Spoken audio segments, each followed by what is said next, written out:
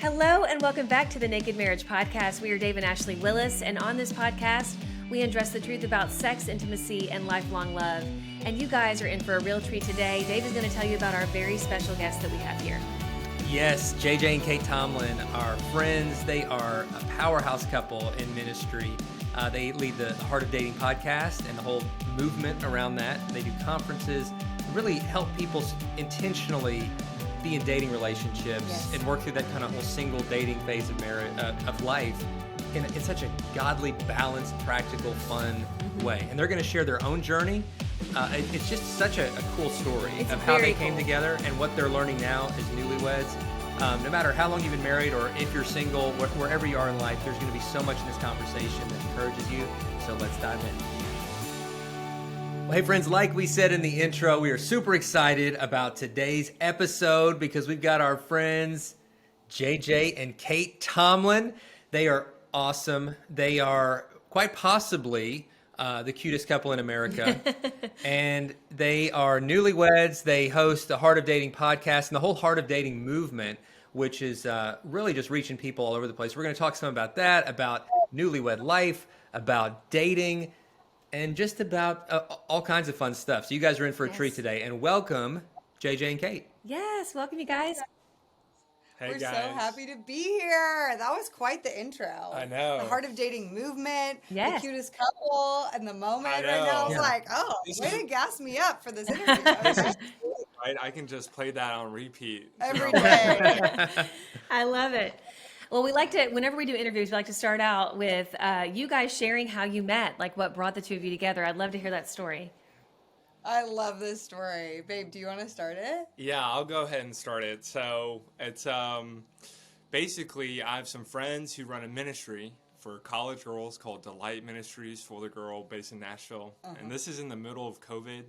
And so they invite me to do a blind date kind of bachelor icebreaker date for their Galentine's conference, which is just Wow. literally Virtual single girl event. Yeah. So it was literally me and a couple guys and like 500 girls on a Zoom call. Wow. And I actually see Kait because she's the main speaker of the event. And so we meet on the pre-call. And I think, like I told you guys, she was like the most beautiful 5x8 pixels that I ever saw. And I was definitely intrigued. Meanwhile, she was so, distracted and focused. I, truth be told, didn't really notice him because I was focused on my talk and Sure. my book was about to come out and I was like, I really don't really remember meeting him that first time, to be very honest. And unlike Dave, I like when you look at me, I'm maybe not the guy who sticks out in the crowd, I'm the most handsome guy. So I can't take my eyes off of you, JJ. Maybe that's weird. right, yeah. So I appreciate that. But Kait was locked in. And so I go on this 5-minute blind date. It goes great. Great sister in Christ, really nice girl, but I was a little distracted. Right. And so they invited the guys to stay on the call to watch if we just wanted. And so obviously I was pretty intrigued. So I turned off my camera, changed my name to like Katie or something so I didn't, stick out like a creep. And I watched Kait, give a really amazing talk. It was pretty heavy. It was about self-hatred, rejection. Yeah. And then And healing, and then more importantly, right, the healing that she's experienced in Christ. And I tell people all the time, if it was just based off looks and initial attraction, I probably would not have asked out Kait, even though she was the most beautiful woman I've ever seen. Just because, it was just initially just physical attraction, and that's typically not enough for me to ask. Sure. Yeah, I yeah. really wanted to know the character Yes. and the spiritual, background of who I'm talking to. Right. That's why I think it's so awesome to date people who, people can vouch for. Like, Yeah. I know them. Yes. And you're not going to waste your time, on a first date with them. And so with Kait, I watched, and then I reached out to the organizers of the event who asked me, hey, your blind date, you want her number? I said, hey, great girl, great sister in Christ, but I'm a little bit more interested in the speaker. And they said, the dating coach? I'm like, yeah. And they're like, wow. And they're like, she's 5 years older than you. I'm like, yeah.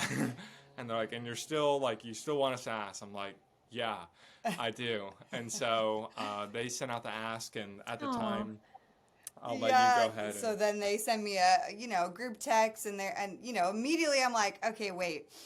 All I remember is that one of the guys on the call was 21, and I was at the time 31. Right. Now I'm 33. So I was like, I can't. There's no way I can date a 21-year-old. She's a cougar, but not that big. Yeah, a little bit too much for me.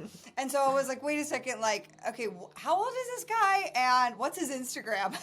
Yeah.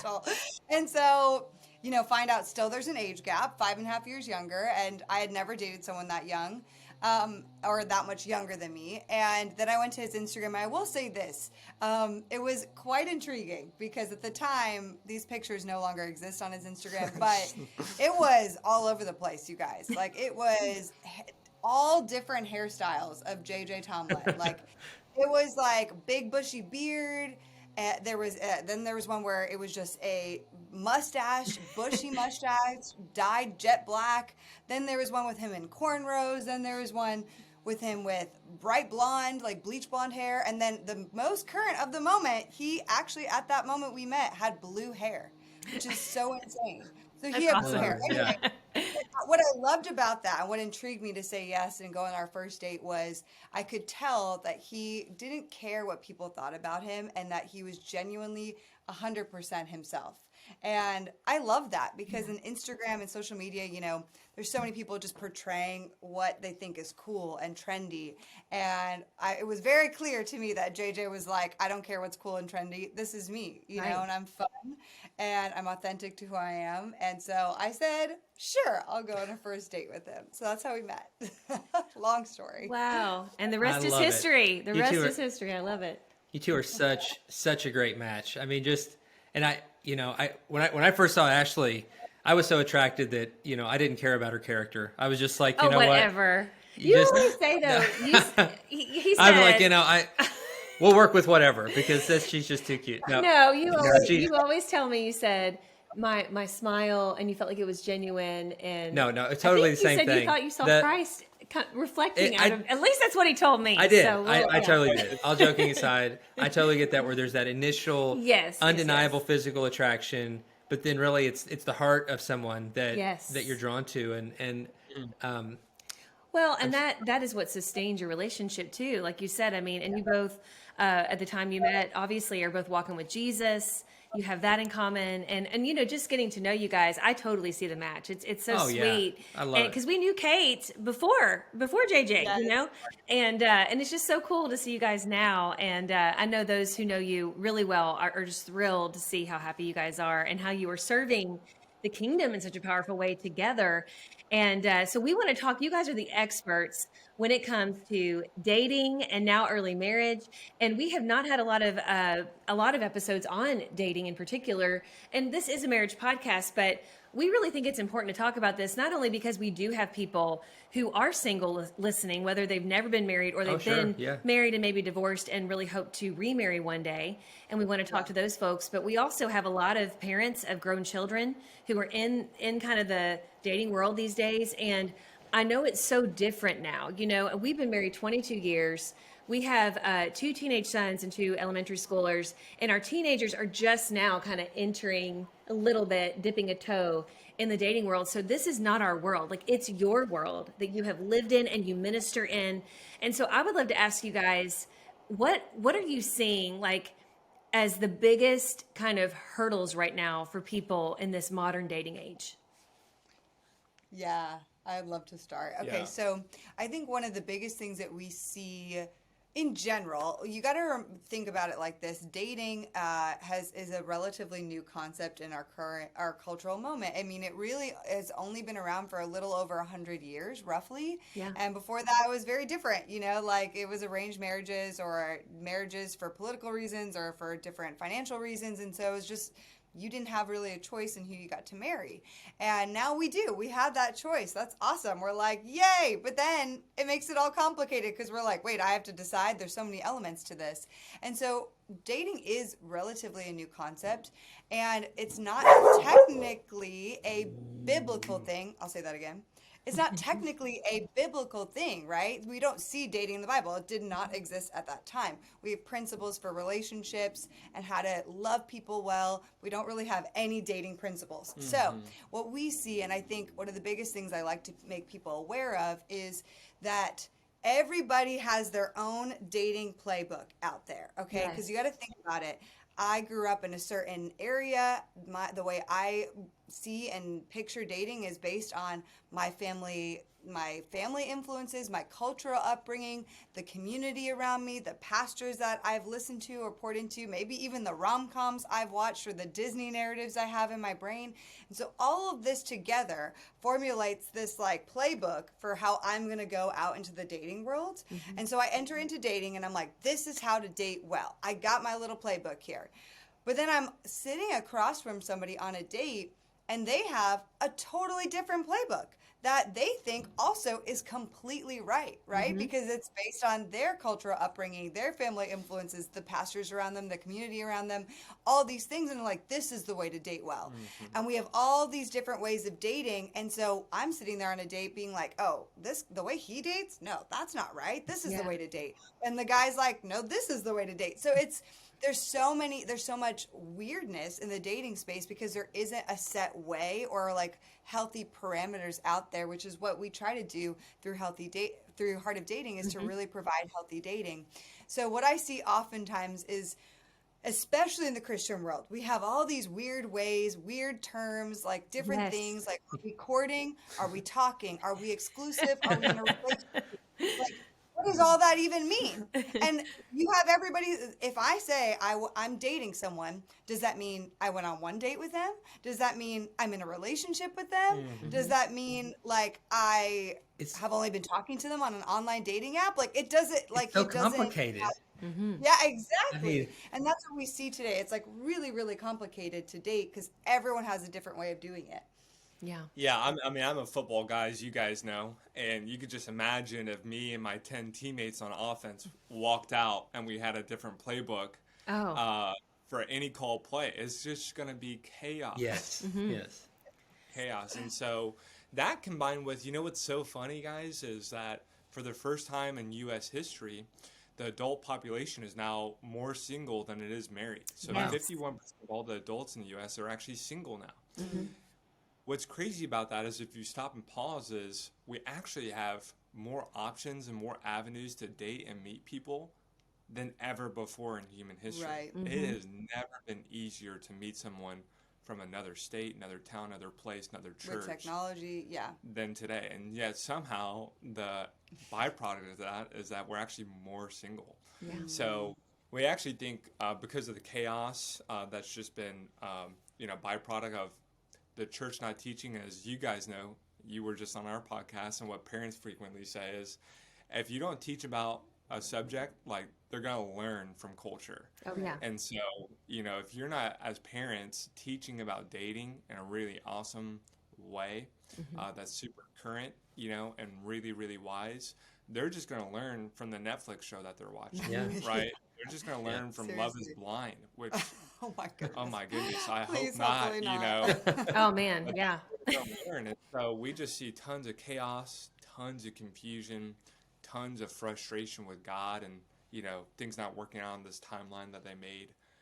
So that really is how we could summarize the dating world. And there's so much more, but I think that's a good place to at least start the conversation about what's going on in the dating world. Yeah, and that's a great start. So, and I know that this is so deep and so broad, and you guys give so much great advice, and I encourage everybody to check out your podcast and all of your resources. But what are just some of those kind of like step one nuggets of wisdom you're giving to people that are in the dating world, or maybe even if like parents listening and they've got a young adult that they're trying to help coach through this themselves, or maybe someone who's newly single, they've been in a relationship or even a marriage, and now they found themselves out there in that 51%, and they're like, I don't know where to start with all of this. Like, where do you tell people to start, or what are some of those principles to kind of keep them on the right track in that very murky, confusing world they're in? Like the ABCs of dating. Yes. I think I'm going to talk about the stages of dating. Yeah. Okay. So The biggest thing is there's usually two camps of people. There's the person who takes dating so ultra seriously, okay? So it's like, on the first date, is this person my wife? Yes or no? Yeah. Like, I have to know, I have to hear from God. I have to know after our first date, is this wife or husband material? It's like so serious. And if they see that potential, then it's like, immediately, will you be my girlfriend? Immediately, will you be my boyfriend? And then it's a very serious thing. The next week they're walking into church hand in hand, and it's like this big deal. And now they're in a relationship and they're courting to marriage, right? So you have that camp of people that takes it so seriously. Then you have another camp of people that honestly doesn't take it very seriously and kind of has commitment issues, right? Or dates a lot and they're like, I don't really, I'm dating the wrong kind of people. I'm not really committing to anybody. And so you have those two sides of the spectrum. And where I see most Christians land is really that first camp, which is, I take dating way too seriously. But I will say there's definitely a place for friendationships and just way too casual things. And what a friendationship is a friend that you like, and it's a flirty friendship, and you're not defining anything. And, you both kind of like each other, but you're not going to say anything. You're just going to keep texting and sharing your heart. And I'm not going to ask them out on a date. I just like this friendship as it is. It's kind of like I'm getting something from it, but there's no commitment, right? So that happens over here in Camp B. But so we have to know, which camp are you in? Do you take dating way too seriously, or are you so afraid of it that you don't even want to do it at all, right? And so which camp do you lie in? And then we like to go into explaining dating as the stage. What are the stages of dating? Because I think this can help people clarify through the murky waters of what is healthy dating. So typically we see dating from the stages of single, dating, engaged, married, okay? And so we all know what those stages mean roughly, except for the stage of dating. We're like, singleness, I get what that is, right? Engagement, we're moving towards marriage. That's pretty obvious. Married, I get it. I'm in a covenant. I had a wedding, all that. But the word dating, like we said earlier, that stage of this process from singleness to marriage is so ambiguous and so large and grand that we love to insert actually a fifth stage in that process, which I actually think really helps to clarify dating. So we like to say it's single, dating, relationship, engaged, married. And why this changes the game is that when you are dating, it's not a means to see if I'm getting engaged. When I'm dating, in that dating phase, I am seeking to learn if I want to be in a relationship with this person. And then when I'm in a relationship, I'm seeking to learn if I want to be engaged to this person for marriage, right? So it separates that process so that dating is that stage before a committed relationship where you are trying to learn and get curious about another person. You're building friendship. You're not adding that physical intimacy in, but there is an intentionality of something kind of romantic, right? You're going on a date. I'm intentionally trying to pursue to see if I want to be in a relationship with you, but I'm not trying to see if I'm going to marry you in that first date, second date, third date. I'm trying to see, do I want to be in a relationship with you? And then in a relationship, I'm seeing, do I really want to get married to this person? And that, I think, in and of itself, really helps us separate and take some pressure off of what dating is. Because when I'm dating, I'm just looking to see if I want to be in a relationship, committed to dating this person. When I'm in a relationship, then I'm really seeing, do I want to marry this person? There's different set of analysis. There's different questions. There's different, layers of who you bring into the process in both of those different stages. And so we love to teach that because we think that alone helps clarify and helps to separate dating in a more clear way. Wow, I love that, and I've never really seen it that way. No, but it's I so think good. It's so clear. I mean, even like I can't help but have our teenage boys in mind.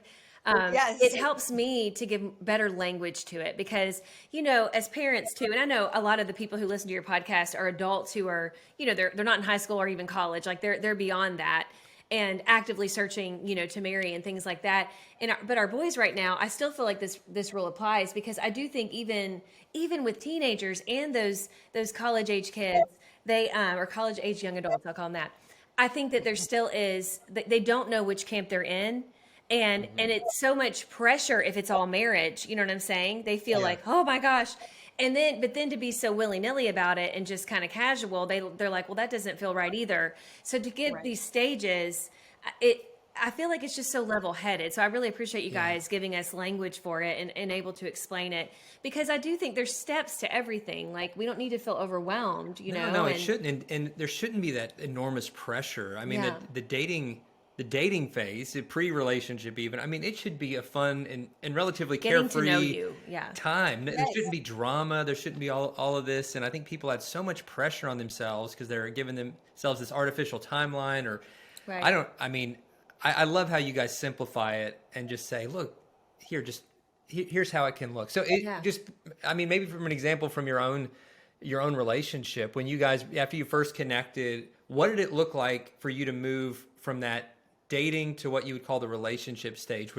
Were there like kind of specific conversations you were having that like, hey, let's be more intentional about the level of commitment? Like, what did that sound like? What did that look like? If you wouldn't mind peeling back the curtain and letting people in a little.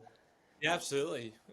So I'll start and then I'll pass it to you. Yeah. So for me, at that stage of my life, so I was definitely the girl that committed way too quickly in relationships. And I noticed that. And I had to do a lot of healing through Eileen anxious attachment style and attachment theory. And Eileen anxious, and I lean to like be drawn to like that deep connection. And I try to see the best in people. And so it would lead me to basically commit to people far too early on and then be heartbroken and get my heart broken or date the wrong kind of guys and some really abusive or toxic men. And so actually the time I met JJ, I was in a season of challenging myself to basically do 90 days of just dating, of just like, hey, I'm going to get to know you, JJ, and I'm not going to get into a relationship with you until about 90 days.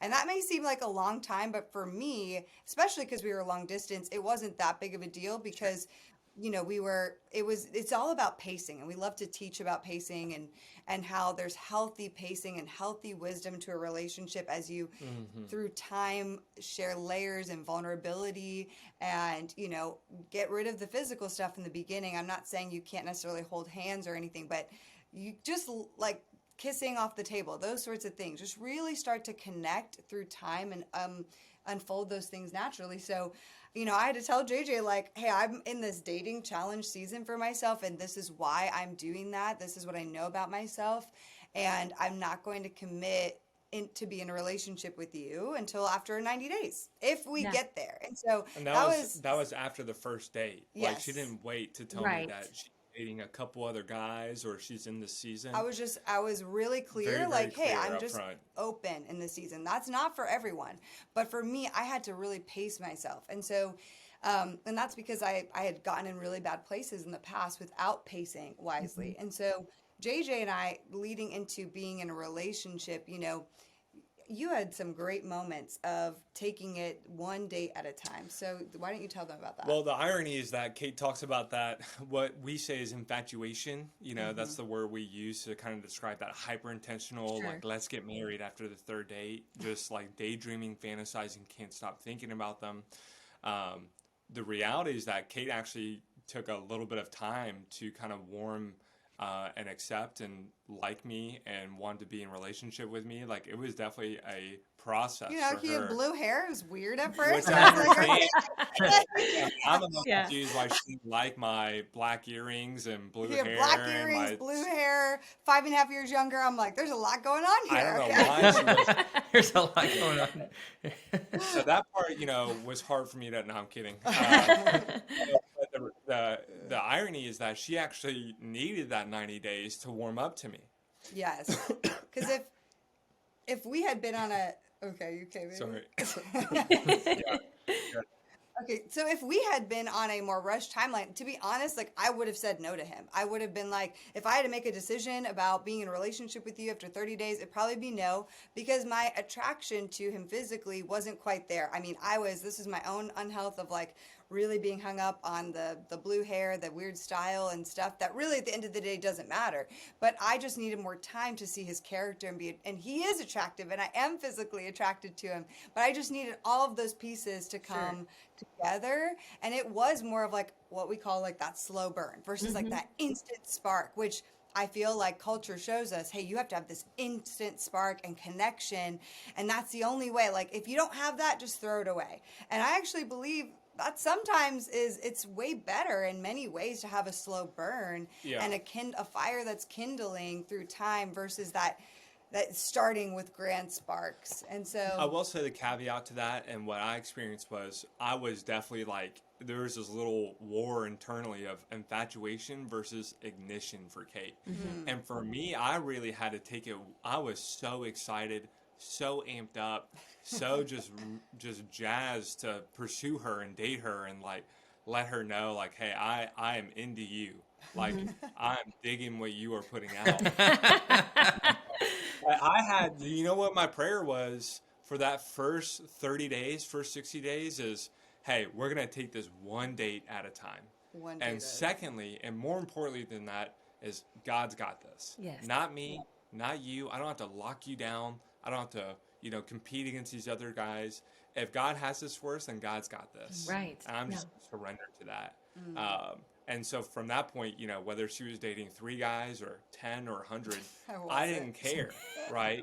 She was, what was it, like 2 or 3, Yeah. Like, I just didn't care because I just like, hey, my faith and my concern is if God's got this for us. And if he has it, then I have nothing to prove here.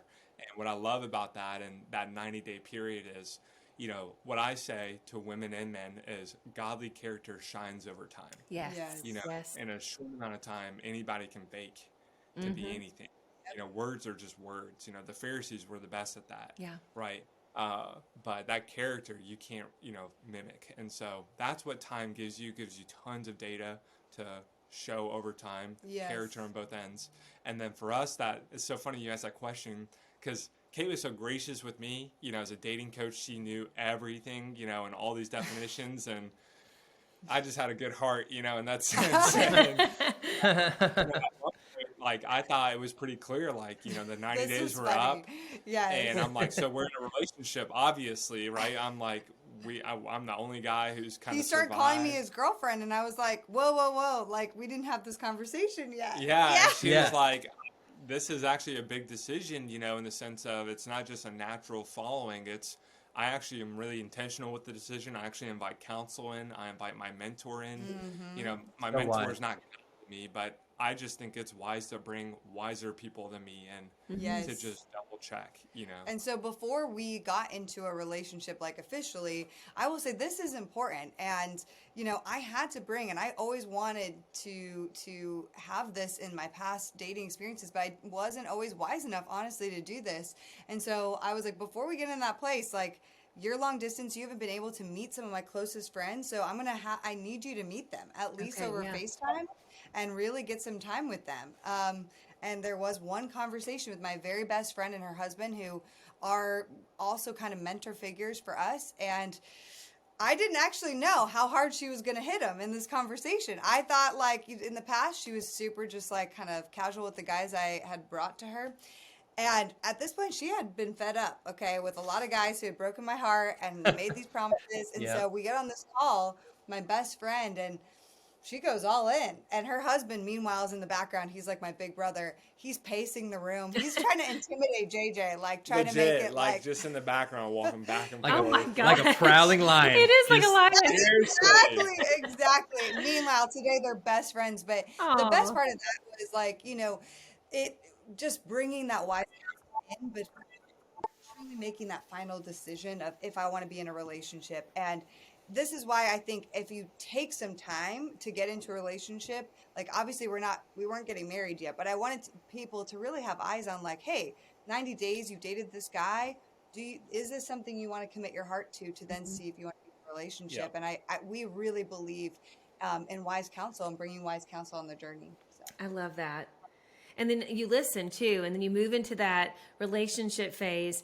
Was that a little quicker than the dating phase or longer, or like before engagement? How did that look? So we dated for roughly 3 months. Yep. Before we got into an exclusive, committed, defined relationship with blessings from counsel and mentors. And then from there, we dated about 9 months, roughly, because we got engaged right at the 1 year mark. Oh, nice. Okay. And yeah, and so what we say is that, so funny, what we tell couples is after about 6 months, you should have a very good idea of whether or not this is someone you can marry. Yes. Right? Yes. Like at that point, you should definitely see the red flags, the core flaws, the person that you could be marrying, which includes those things. And then you have really good data on what's the growth trajectory of their life. What are those indicators? Do they know what they struggle with? Do they know those core flaws? And they're on a growth trajectory of addressing them over time. Yeah. You're not going to date a perfect person, but Sure. we're looking for perfectible, right? Somebody who is like consistently growing in Christ. Yes. And another thing that was important to us before we got engaged, which we do recommend, is we did pre-engagement counseling, and that honestly was so phenomenal for us. We did both pre-engagement and premarital counseling. Good And for you. Yeah. because we love pre-engagement counseling, we are really big fans of that because if you're going to be engaged, it's really hard to then say no after the engagement, right? You said yes, and then you're planning the wedding, and there's so many elements, but you sometimes, in my opinion, want to have some of those harder conversations before engagement. And that was actually JJ's request. He wanted to do that. And I was like, okay, let's do it. And so we did, before we got engaged, JJ roughly knew he was going to propose, but we spent 3 months in pre-engagement counseling to really solidify, like, this is the right decision. And knowing when we're saying yes, we know what we're getting into when we're then committing to be engaged. Because, from that point, I don't have a amazing story that when I saw Kay on the Zoom call, Holy Spirit struck me and said, this is your wife, But, really at that 3 month mark, like I had a really good sense that this is somebody I could probably end up marrying. Sure. And that long-term perspective is really what sustained, some really difficult challenges in dating that, hey, In our pursue this woman relationship, like she could be your wife. Sure. But we just if there's one thing that the adults could teach their children, or the singles listening to this, or the divorced people who probably know from experiences, there oftentimes is no rush to get married. Like, especially, I don't care how long you've been a virgin, right? Like, there is no rush to get married. It is seriously a lifetime decision. There is somewhat of a gamble, like you're assuming a lot of risk.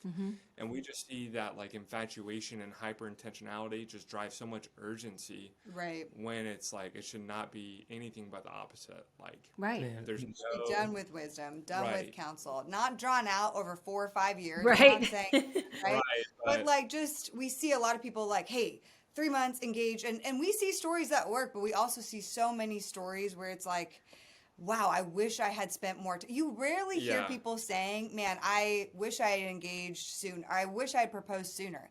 But you do hear so many people, I wish I had just spent a little more time getting to know them in a relationship before saying yes and getting married to them. I just wish I had seen some of these things a little bit more and analyzed this a little bit more. So we've talked forever, but we'll hand the ball back to you guys. No, this it's so good. This is gold. I mean, truly, I believe that the path that you two intentionally took, it's one of the wisest and most intentional paths from dating to marriage I've ever seen anyone take. And I think that it's a template and a roadmap that should be followed by people that want to set themselves up to win in marriage. I mean, it's just the intentionality, the patience, the prayer, all of it. I just think it is pure gold. And I hope that that listeners, you guys will take that to heart. If you're single, or if to help influence the single people in your own life. Because guys, that's a message that needs to be shared. And so like that, we're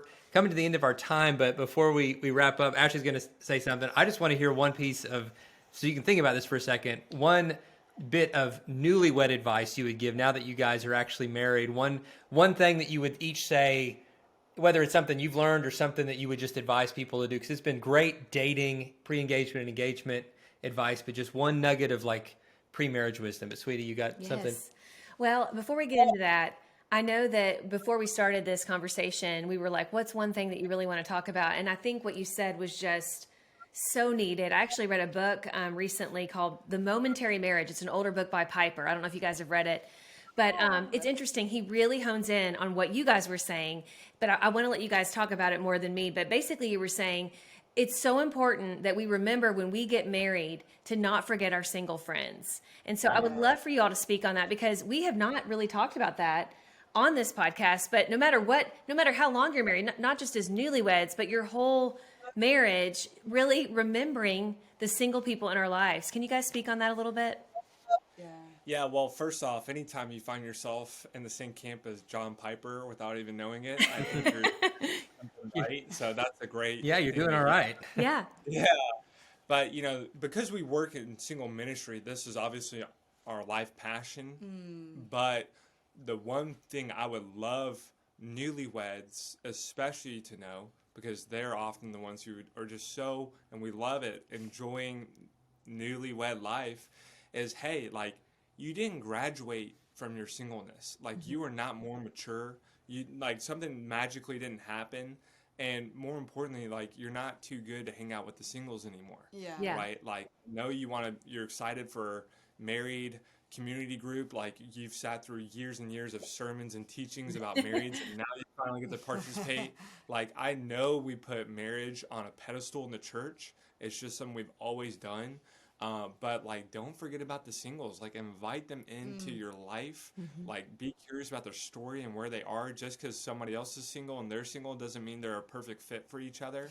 Right? Like, invite them for dinner, for Sabbath, for game night. Like, continue to invite them in and let them see, even from you guys, what a godly, healthy marriage looks like. Let them see that model. Yeah, because chances are they didn't maybe grow up with one. So... And I would just add, because we were really talking to counsel, like, it is so important in the dating process to have wise counsel. And we really recommend when we teach on it, like, different kind of categories of counsel to bring in. But one kind of counsel we recommend is like a king and queen couple. So basically just like a really amazing married couple that is really living out godliness, has a godly mission. And, if that is you and your spouse, like, think about and pray about, like, can we mentor a single person or be that counselor for a single person, like, intentionally, because single people need that. They need somebody who's like, hey, I mean, and we encourage singles all the time to pursue it, right? But as a married person, you also can make yourself available for that, especially if there's somebody single in your life that you're like, man, they definitely need some help in some of their dating decisions. You really know them. Like, there's nothing more incredible than getting that kind of wise counsel from people who are married, who maybe made some mistakes, who have really strong discernment. Like, don't just keep that discernment for yourself. Like, help the singles out there, the 51% who are trying to figure out and navigate this healthily. I really, really say that's a priority. Yeah. I love it. So well said. Such a great reminder, because that really is just being the church. We're just being the church, and we come from all different walks of life and different relational situations. And when I was reading about that, and then you guys saying that, was really challenged and reminded of that, because, kind of where we are, being 22 years married, we have friends who've been through divorces, and we don't want to forget our divorced friends, And I just recently was able to have a dear friend come stay with us. She's out of state, and she's tragically gone through a divorce, and just kind of hearing her story and having her at our table with our children, and like us all being the church, because we can learn from her too. We can all learn from each other. And I just feel like we do get kind of caught in our own little world, married world, and it's important that we remember there's a lot of single people out there who we all need to learn from each other. And I just love that. I love that you guys said that. All right, real quick, what's your marriage tip? I know Dave had kind of already teed you up for that, for each of you. Oh my goodness. What do you think, babe? There's so many. I feel like we're still new to this, right? We're 8 months in at this point. Are we 8 months now? Yeah. So, okay, I will say this. This is feedback I got on my, the night before we got married at our rehearsal dinner, and I really have been trying to practice this, albeit not perfectly, but I would say one of my favorite things that I learned is from one of my best friends. She said, make a man feel like a winner, and he will be a winner. And what I mean by that is, builds up your husband. I feel like it's so easy for women to really lean into, like, hey, I have all these things in my mind. I'm doing all these things. I'm really type A. Like, putting and kind of criticizing or kind of showing JJ like how he's not maybe leveling up or he's not meeting my standards, and versus really empowering him in the amazing things that he is doing right. Yes. And really showing him like, hey, you're doing an awesome job. No, he's not perfect at all the things, neither am I, but like really like making him feel like when he does take out the trash or these little things, like showing him I appreciate it, showing him, wow, thank you so much for doing that, you know. And I know, but like, this is going to sound so silly, but JJ agrees with this. Like, it's kind of like we have 2 dogs, okay? And when they do something awesome, we give them all the praise in the world. And guess what? Yeah. They then want to do that thing again and again. They're like, oh, I'll do this again if I'm going to get the praise or I'm going to get the treats. And I'm not saying guys are like puppies, but kind of in a way like, okay, like make sure that you really, you know, validate and make him feel like he is like the best guy in the world. I love that. I think that really, really deeply impacts your marriage is something I'm still working on, but I think about it almost every day. Yeah, it's that idea. great. Like, do you want to encourage your spouse into growing, or do you want to criticize them into changing? Right. You know? Yes. I love that. So that's a wonderful tip. I think Wow. for the men, I would just, you know, I can't harp on this enough. Like, learning how in your heart to develop empathy and extend your heart to your wife's feelings and emotions to be able to say, like, hey, your feelings are valid. Yes. And your So emotions good. are real. And not only are they not a burden, like you've heard your whole life, but I embrace them and I love them about you. And I really want to seek to validate them. I love that. Yeah. Yeah. And instead of just going into man mode and stepping in with my logic and reasoning.